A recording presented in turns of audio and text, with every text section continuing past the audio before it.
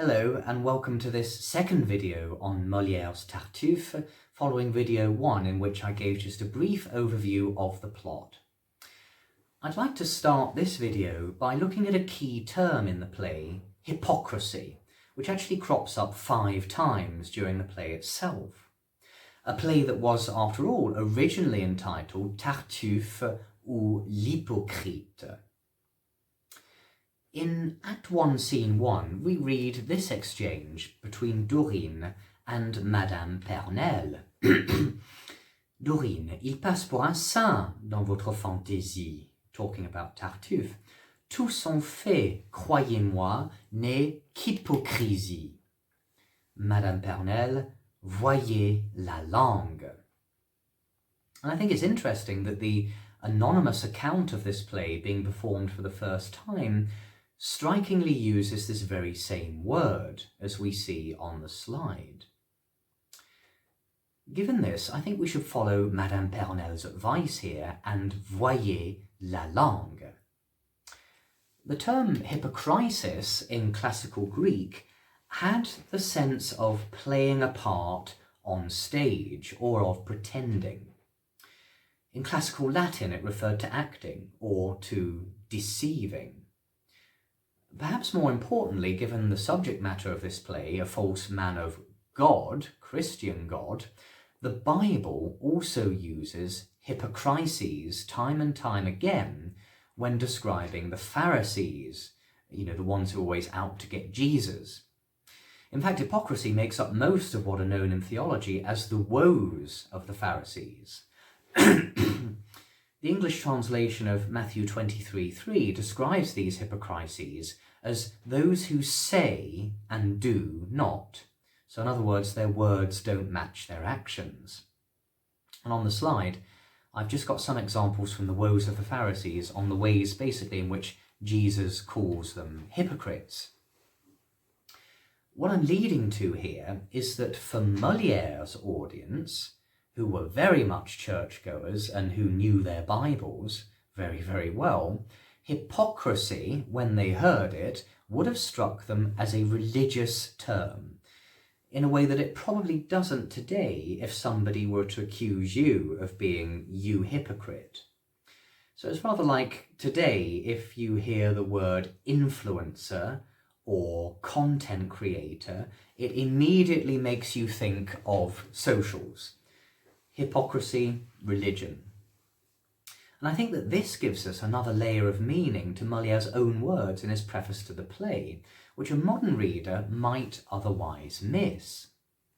On me reproche d'avoir mis des termes de piété dans la bouche de mon imposteur, et pouvais-je m'en empêcher pour bien représenter le caractère d'un hypocrite? Molière isn't just saying here, a man pretending to be religious needs to say religious things. I think he's also saying here, what do you expect? I can't write a play about a hypocrite without him pretending to be religious, because that is what a hypocrisy is. It's religious.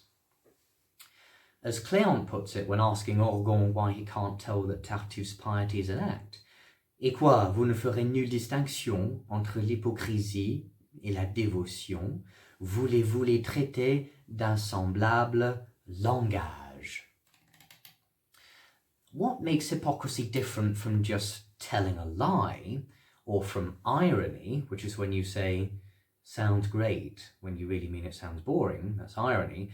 The difference with hypocrisy is action. Hypocrisy is saying one thing, but doing another thing. So Tartuffe does not just pretend to be a strict follower of Christ. No, instead, his is an enterprise of deception through simulation, in other words, through pretending, one that is visible through action, which of course goes very well with this text being written for performance on stage. Il passe pour un saint dans votre fantaisie. Tous sont faits. Faire, to do, everything he does. Tous sont faits, croyez-moi, n'est rien qu'hypocrisie. So now that we've kind of cleared that up, let's go back to Madame Pernel's reaction to hearing the word hypocrisy, voyez la langue. Here, at the very beginning of the play, the older generation Madame Pernel reacts to Doreen's use of the term as if it were a swear word.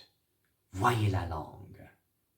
Such a banal, throwaway line at first that we might translate as what a thing to say, or listen to you, or even perhaps watch your mouth. And yet, voyez la langue. Isn't this, in fact, what the entire play is all about? The differences between how people appear and what thoughts are revealed or indeed disguised by what comes out of their mouths. Between those who focus on what Tartuffe says and those who focus on what he does. Voyez la langue. Some of the major plot devices depend precisely on the theme of paying attention to language. The rumours about Elmire splashing the cash on fashion alluded to in this same scene, and the fact that Orgon doesn't seem to be fully aware of this gossip. Tartuffe certainly does consider the language of others. When in Act 4, Scene 5, Elmire tells him that she's willing to enter into a sexual relationship with him, which of course is the honey trap, he at first cautiously remembers the ways in which he himself has not always matched his words with his deeds. Nos vœux sur des discours ont peine à s'assurer, et je ne crois rien que vous n'ayez, madame, par des réalités su convaincre ma flamme, flamme there being a kind of a symbol for mon cœur, his heart. Tartuffe, then, has not yet seen Elmire giving him physical evidence that her honey trap words are true. So here he says that if she really loves him, she'll have to provide sexual evidence of this first. Tartuffe has also vu la langue in his very stalking of Orgon. Orgon is sufficiently sucked in by religious fanaticism to truly believe in whipping yourself for God and the like, and to admire Tartuffe for supposedly believing in this too. I think it's worth remembering, though, that this isn't necessarily Tartuffe's doing. Tartuffe didn't get chatting to an atheist called Orgon down the pub before inviting him to come along to church with him one Sunday, before then adding him to the Bible study group chat. No, as we learn in 1:6, Orgon was already impressed by this stuff before the two had met. And Tartuffe was only able to sink his claws into Orgon, if you like, by performing to Orgon's pre-existing interest in such things. So he's observed his target, basically.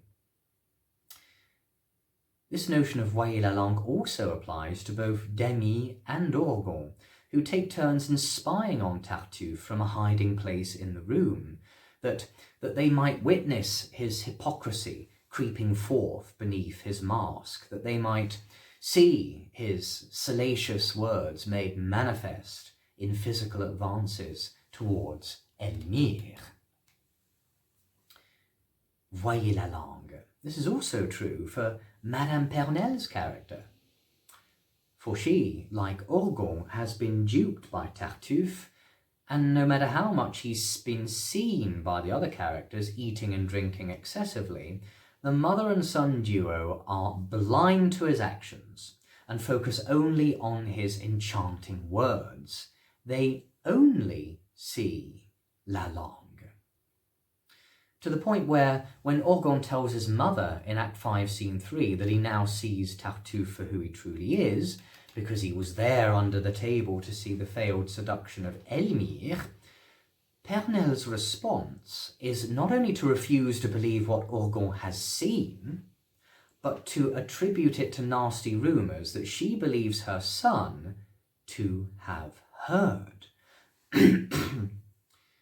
Voyez la langue. Pernelle, of course, takes her own advice, because with the obvious exception of Tartuffe, she is not afraid to say what she sees. In that marvellous opening scene when the old battle-axe uses her acerbic tongue to go around the room telling every family member in turn what it is that she dislikes about them.